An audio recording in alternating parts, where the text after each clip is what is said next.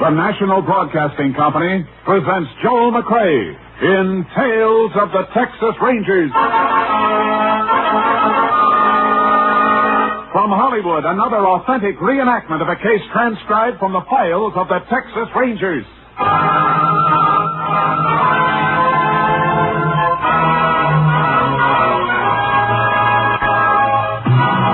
Tales of the Texas Rangers, starring Joel McCrea as Ranger Jace Pearson. Texas, more than 260,000 square miles, and 50 men who make up the most famous and oldest law enforcement body in North America.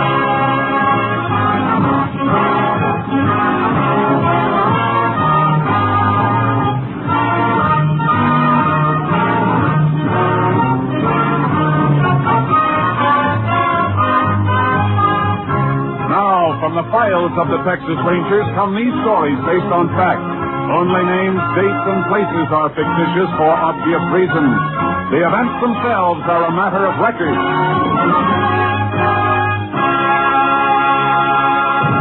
Case for tonight, Open and Shut.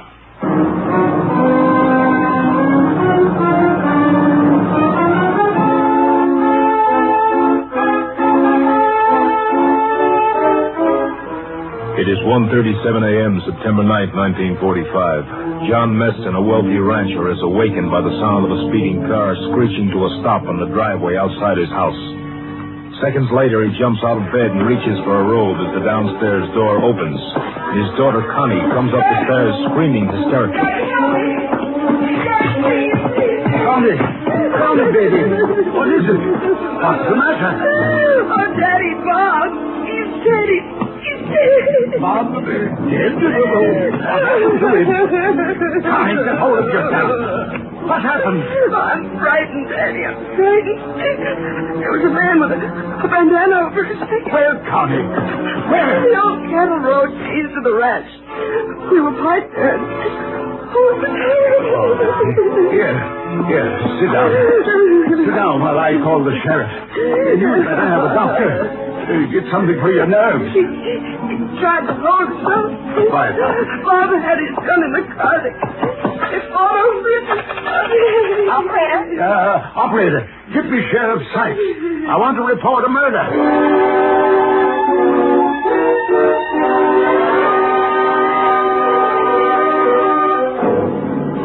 Connie Meston was in no condition to be questioned, and Sheriff Sykes had only an incoherent story to follow. He called the Texas Rangers. Ranger Jace Pearson was assigned to the case. He arrived at the Meston Ranch shortly before dawn. Might as well wait here in the library, Ranger. The doctor's still in with the girl. She's had a mighty bad shock. Does he tell you where it happened, Sheriff? Yeah, the old cattle road east of the ranch.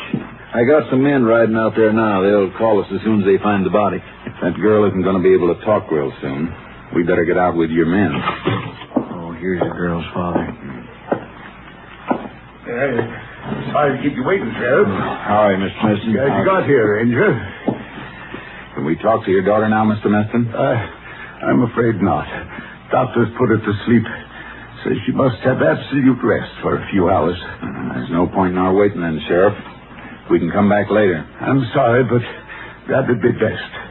I'll walk out with you. What's the best way to get to that cattle road? Drive into town, then around the highway. Be shorter to cut across the ranch on horses. You got yours in your trailer. Maybe Mr. Meston will lend me one. Take your pick of the stable, Sheriff. Couldn't we drive across the range? No, you've got a ravine to cross and a stream to ford. What time did your daughter get home, Mr. Meston? Just a minute before I called the sheriff. Little after 1:30. I'd only been in bed about an hour. Locked up about 12:30 and turned in. Is this the car she came home in? Yeah, Bob Brady's car. I heard her drive up, then I heard her crying. Came in and tore up the stairs to my bedroom. I'm afraid it's going to take a long time to get over this. Don't let anybody touch this car until I can get a fingerprint man to go over it.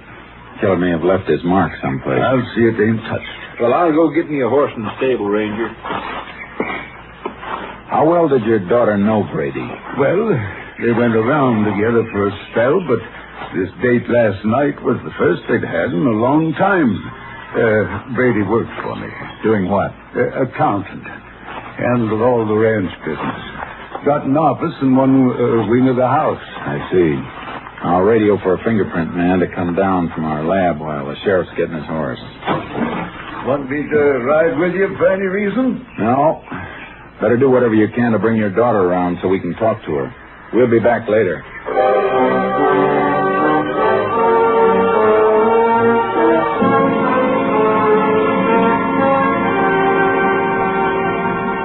I made my radio call, and then Sheriff Sykes and I cut across the ranch to the old road. The riders had just found Bob Brady's body. Nothing had been touched. The riders waited while the sheriff and I went over the ground. Standing right beside the car when he was killed. The car tracks are heaviest here where it was parked. Yeah. Brady and the girl have been walking around, though. The prints go over that way and then turn around and come back here to the body. There's a third set of prints mixed in with theirs. Yeah, must be the killers. Yeah. And came up the road here and stopped beside the car and walked on again. Heavy powder burns on Brady's coat. He was shot from close up. I only saw the girl for a minute. Couldn't make much out of what she was saying, but I think Brady was killed with his own gun. How come? Carried an automatic in the glove compartment of his car. He toted quite a bit of the ranch's cash on him sometimes. It's funny the killer didn't use his own gun, unless he didn't have one. Well, the girl said Brady tried to get his gun from the car. Fellow took the gun away from Brady and killed him. So I guess he couldn't have had a gun of his own. It doesn't make sense. He was taking a mighty big chance, staging a holdup if he wasn't armed. Although I guess it was robbery, all right. Brady doesn't seem to have a cent on him. No wallet, no wristwatch, nothing. Yeah, no doubt about the motive. Well, I guess I better have the body moved into town. Deputy can notify Brady's mother. Yeah. And better order an autopsy report. Isn't going to tell us anything we don't know, though. Keep a couple of your riders here. Sure thing, but what do you want them to do? Beat the brush and look for Brady's gun. And while they're looking, we can follow this extra set of tracks and see where they lead.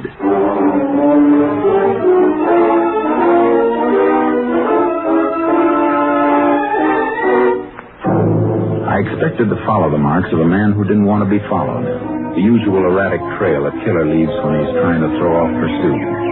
But this trail led straight as an arrow. Hey, whoever he is, he sure didn't cover his tracks very well. No, unless he's headed for some spot where he knows his trail will be lost.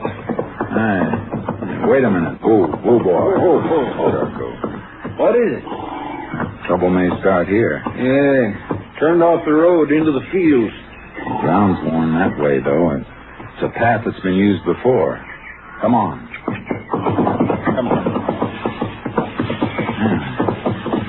The grass has been trampled from regular use. Anybody live out here you know of? Nope. Yeah, an old shack about a mile and a half across. Used to be a lime house. Owner rented to a Mexican. We better have a talk with him. We can move a little faster, but keep your eye out for those tracks as we go. Yeah.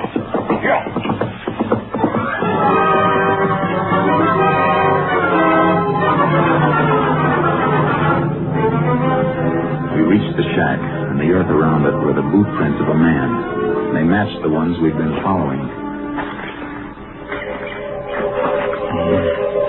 He's in there, all right, Ranger. Yeah. He may still have that gun with him. He was up late. Could still be asleep. Come on. We'll see. There he is. Still in bed. Quiet. Take a look at these boots. Right beside his bunk. Bent nail in the heel of one of them. Yeah. He's the marsh we've been following, all right. He's our boy. All right, you. Wake up. Who's that? Come on, get up. Chris, what have I done? Why'd you come here? What's your name? Jose Morales, senor. Where were you last night? What? I walked into town. Anybody see you there? Sí, senor. The man in the package store. I stopped there to buy a bottle of wine. There's the bottle on the table. What time did you leave town, Morales? It was almost midnight, I think. And you walked home, too? Sí, senor, sí. But Why do you ask me all these questions? I don't know. How long does it take you to walk back here? Hour, maybe more. I don't have a watch, senor. Are you sure you don't have a watch now? See, I never owned one. How about a gun? I don't have a gun. How did you come when you came home? Well, I don't remember, senor. I just walked. Well, you better remember. You came up the cattle road. We followed your boot tracks. Were you alone all the time? Sí, alone. You didn't see a car parked on the cattle road? Sí, senor. Sí. There is man and girl there. They will remember that they see me there. What's that? Hold it, Sheriff. Go ahead, Morales. When did they see you? On the way home, I passed by the car. I think maybe the car is broke down. So I took a look inside, but there's nobody there. Uh-huh. And then I walk a little further. I meet a man and girl. I asked them, is something wrong with the car? Go ahead. Well, they told me no. So I just come away. Senor, if you can find them, they will remember. They can tell you I was there. This man's walking himself right into the electric chair, Jace. Yeah, too easy. You better get dressed, Morales. You're coming with us. But why, senor? What have I done? You'll find out later. Just get dressed. Let's plumb this shack, Sheriff. See if we can find that gun.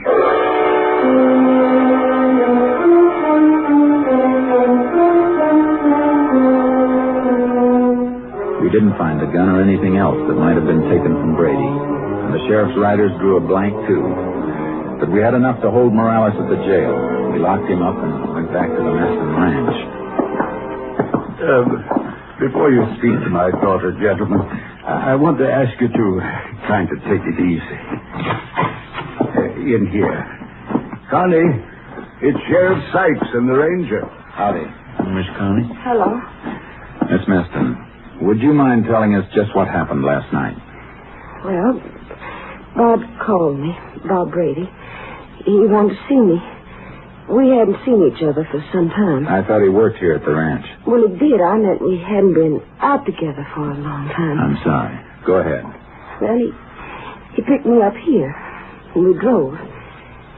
Then we parked up the cattle road. Lots of young folks parked there on and off, Ranger. It's sort of a lover's lane. We'd been there quite a while talking. See, Bob was going to be married next month to a girl named Mildred Peterson. She's a school teacher, Ranger. I see. Go ahead, Miss Meston. Well, he asked me if I wouldn't change my mind and make up with him before he got married, and it was too late. Mm-hmm. I told him we weren't right for each other. He'd be happier with somebody else, and then, well, all of a sudden a man came up to the car. It was dark, and he had a bandana over his face. Go on. Well, he held us up and made us get out of the car. You have a gun? Well, I'm not sure. I was frightened. He had something in his hand. He took Bob's wallet and his watch, and then he told us to stay right where we were. Didn't he take anything from you? Well, yes. Yes, he took my purse. And then what happened? Well, all of a sudden, Bob made a dash for the car. He got his gun from the glove compartment, but the man was right after him. They fought. The man got the gun away from Bob, and he shot Bob and ran away. Gentlemen, if you don't mind, Just I another think that... second, Mr. Meston. Miss Meston, what were you wearing? Well, just a plain blue taffeta dress. It's right there on the chair. After that, you took Brady's car and drove back here, and your father called the sheriff, is that right? Yes, sir. Driving back from there, you had to come through town. Why didn't you stop and get to a phone? I was frightened. I couldn't think. I wanted to get home. You should be able to understand that, Ranger. After all, the girl kept... Sure, Mr. Meston. Just checking. You said you were in bed and heard your daughter drive up, is that right? Yes, I told you before. I locked up and turned in about 12:30. Connie come home about an hour later. Came in and right up to your bedroom, is that right? Yes. Why? Just getting the picture. All right, Sheriff. We can go now. Right. Oh, we can find our own way out, Mr. Meston. Miss Connie can come into town and dictate her statement in a day or so. Thank you, Sheriff. Well, Ranger, this looks like a quick one to me. Case against the Mexican Morales is open and shut. I don't know, Sheriff. Somebody's lying. Meston said he locked up and went to bed. His daughter came in and went tearing up to his bedroom. Well, what's wrong with that? How'd she get into the house if Morales took her purse? Her keys would be in it. Well, she might have had her key in the pocket of her dress. Might have, except for one thing. That dress has no pockets.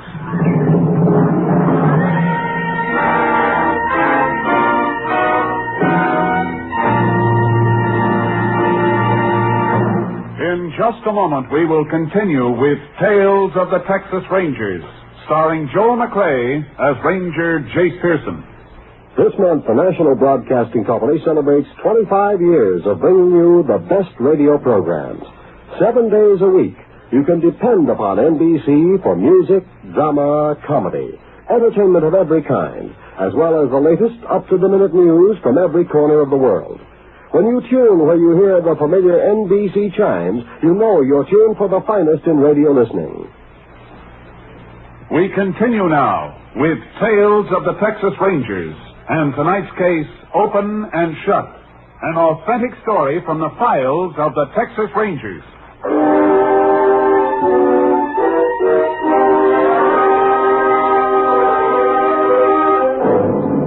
I checked on Morales' story as best I could. He had been in town, and he had bought a bottle of wine to take home with him the night of the murder. But when I got back to the jail, the sheriff had evidence piling up against the Mexican. Your fingerprint clue dropped off copies of prints they found on Brady's car. Uh-huh. These prints were found only on the door of the car. Now, compare them with these. Yeah, same man, all right. Matching set of the prints I rolled off Morales when we brought him in. He must have done it. Maybe, but I'm not convinced. I'll see you later. Here, where are you going, Ranger? To see Brady's mother and the girl he was going to marry.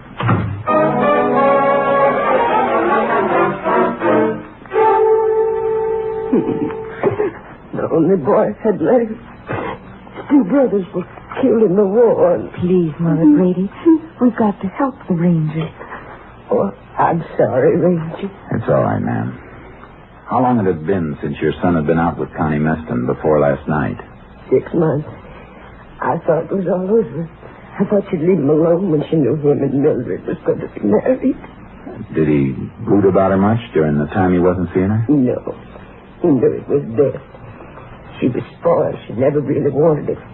Except when she found out she couldn't stand him. Miss Peterson, you and Brady ever quarrel about Connie Meston? Oh, no.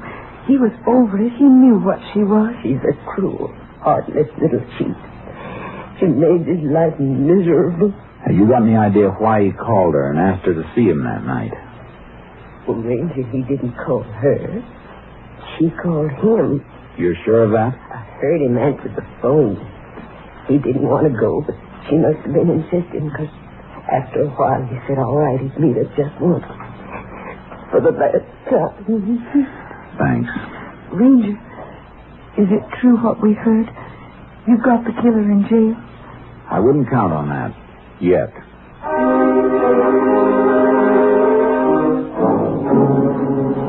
I went back to the jail and questioned Morales again. He was frightened, but his story never moved an inch from what he told us the first time. Then I saw the sheriff. I spoke to District Attorney, Jace. He thinks we got enough to take the grand jury for an indictment. Give me one of the mug shots you took of Morales when you brought him in. Sure. Here's the picture. Thanks. I want Connie Meston to look at it and see if she can identify Morales. For she said the man who stuck him up had a bandana over his face. She said a lot of things, Sheriff. Brady struggled with the man who killed him. Morales carried a bottle of wine from town to his shack. We checked that. If he had a struggle with anyone, how come he didn't drop the bottle and break it? It seems like it would have broke, don't it? You got a bandana here? Yeah, the one we took from Morales. Why? No, not that one. I want one with a different color and pattern. Maybe one in my deputy's locker. Get it. I want to see how many lies Connie Meston can tell. I won't be satisfied with the case against Morales until we find Brady's gun and the things that were supposed to be stolen.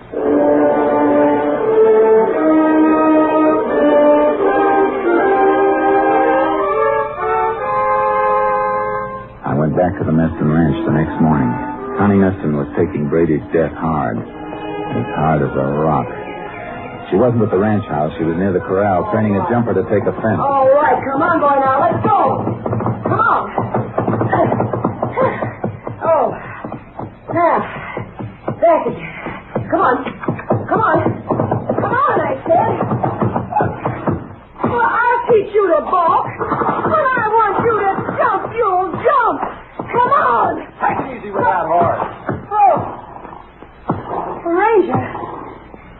see you coming. Glad to see you've recovered from your shock. Well, I had to find something to occupy my mind. Thought I'd work my horses. Got him entered in the show at El Paso next Sunday. It'd be nice if the horse lives that long, the way you use that whip. It happens to be my horse. Now, what do you want, anyway? A little information. We may have the man who killed Brady. Oh, yeah, I heard. The Mexican Morales? News gets around. Here's a picture of him. Is he the man? Well, he could be. He looks like the one. What do you recognize? That scar on his chin? Yeah. Well, no. I mean, no. His face was covered. Yeah, I almost forgot about that. Is this the bandana you saw? Well, it was dark, but it was just like that one. Uh-huh. Well, thanks. That all you want to know, Ranger? Yeah, that's all. For now.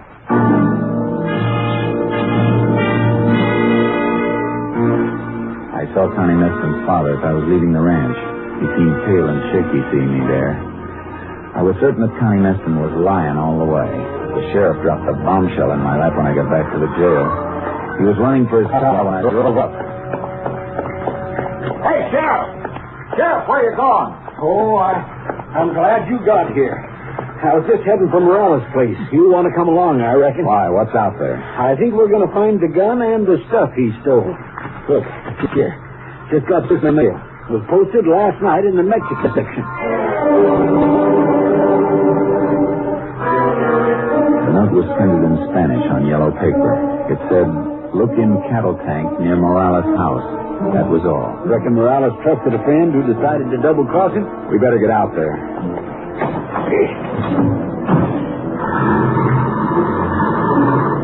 Well, there's no doubt about this case now, Ranger. We find that gun and Morales is headed for the electric chair for sure.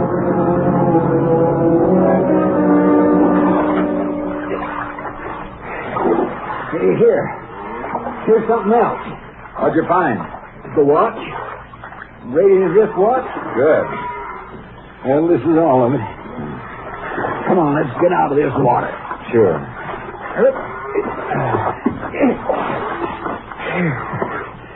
Nice haul. The gun, the girl's purse, Brady's wallet, and wristwatch were right on Morales' doorstep. That's the end of this case. No, it isn't. Oh, now, Jay. Look at these things, Sheriff. Look at the muzzle of this gun. It's clogged solid with dirt, packed tight. Well, always some mud in the bottom of a cattle tank. Yeah, but this isn't mud. It's packed earth.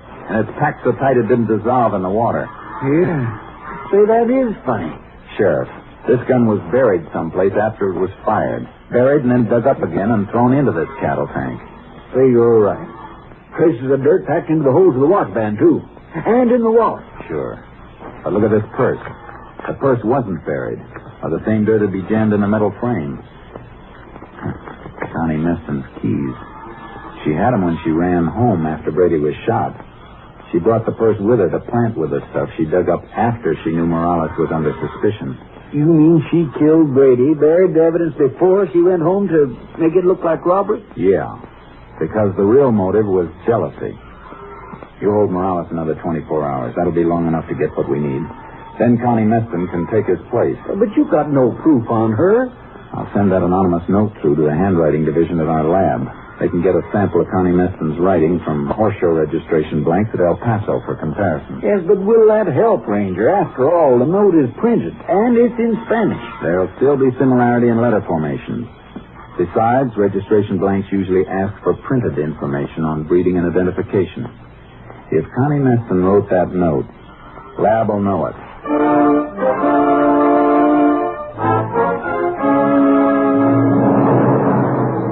It checked.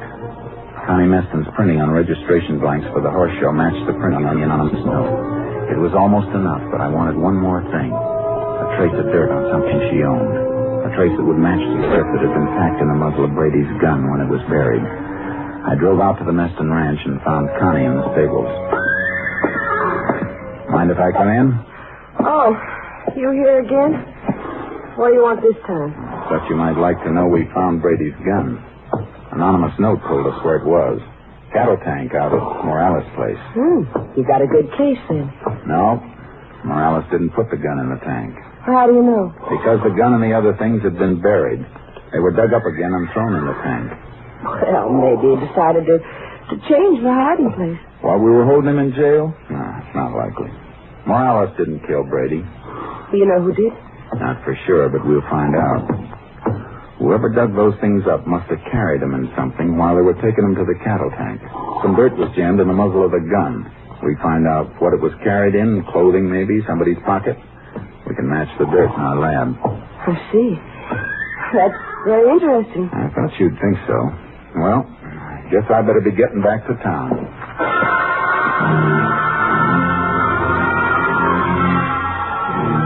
I drove away from the ranch and parked behind some trees that gave me a view of the stable. A minute after I left her, Connie Meston came out, riding like the wind.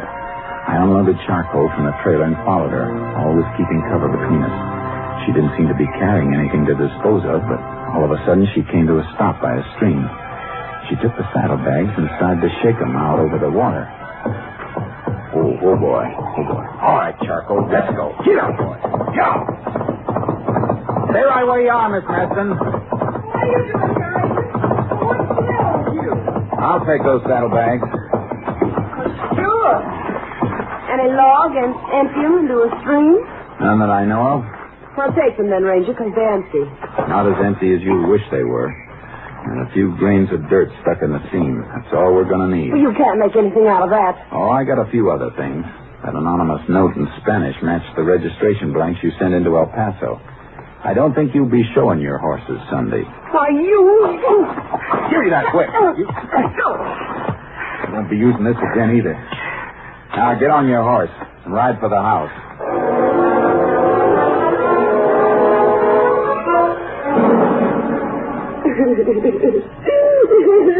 I'm taking her in, Mr. Meston. I got an idea you started to suspect she was lying the same time I did.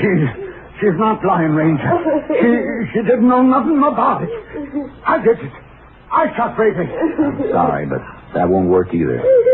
I got her pinned down all the way. Daddy, help. Oh, give me some money. What kind of a father are you if you can't help me? Shut up! You hit me. Yes. I should have started 20 years ago, before I let you get to be what you are. Maybe I'm not legally guilty, Ranger, but I'm guilty of raising her the way I did. Too bad you didn't think of it sooner. All right, Connie. Let's get into town.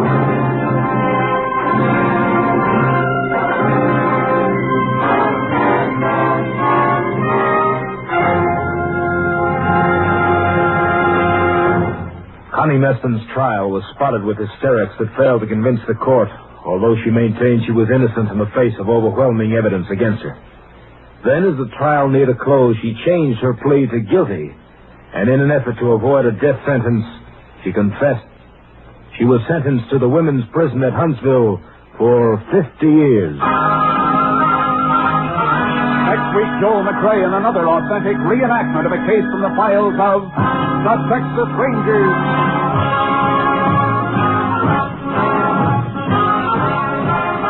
Joel McCrea is currently seen starring in the Universal International Technicolor production Cattle Drive. The cast included Tony Barrett, Joan Banks, Francis X. Bushman, Farley Bear, and Vivi Janis. Technical advisor was Captain M.P. Lone Wolf Gonzalez of the Texas Rangers. This story was transcribed and adapted by Joel Murcott, and the program was produced and directed by Stacy Keach. Hal Gibney speaking. It's the Silver Jubilee on NBC. Next, it's The Big Show, with stars including Sophie Tucker, June Valley, Jerry Lester, Ann Sheridan, Morton Downey, and your charming hostess, Tallulah Bankhead. Then enjoy mirth and music with Phil Harris and Alice Faye.